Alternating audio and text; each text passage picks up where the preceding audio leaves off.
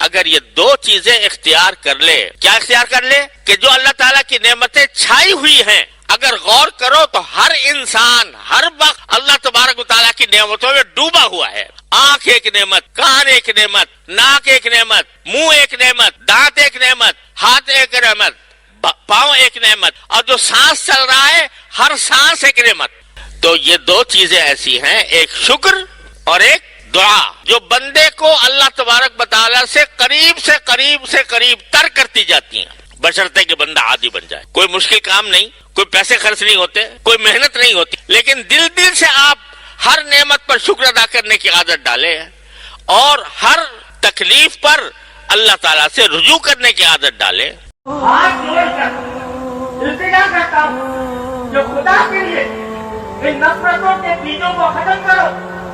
اشتہار گیریا دفن کرو، اللہ تعالیٰ سے رجوع کرو، اللہ تعالیٰ سے مانگو یا اللہ ہمیں اپنے اس ملک کو محفوظ رکھنے کے لیے جو طریقہ ہمیں اختیار کرنا چاہیے، اے اللہ اپنے فضل و کرم سے اس کی توفیق عطا فرما، اور جو راستے تباہی کی طرف جا رہے ہیں، بربادی کی طرف جا رہے ہیں، اللہ ہم سے ہمیں کسی مسلمان کا دل دکھا دینا، کسی بھی مسلمان کا دل دکھا دینا یہ کبیرہ گناہ ہے۔ لوگ سمجھتے نہیں ہیں، لوگ سمجھتے ہیں کبیرہ گناہ ہوتا ہے شراب پینا، زنا کرنا، الیاذ باللہ، ان کو گناہ کبیرہ سمجھتے ہیں۔ لیکن کسی مسلمان کو تکلیف پہنچانا یا اس کا دل توڑ دینا، دل آزاری کرنا، یہ بھی کبیرہ گناہ ہے۔ زندگی غفلت میں گزار کر قبرستان تک پہنچ جاتے ہو، کلا، اللہ تعالیٰ فرماتے ہیں کہ ہرگز ایسا نہیں کرنا چاہیے، سوف تعلمون،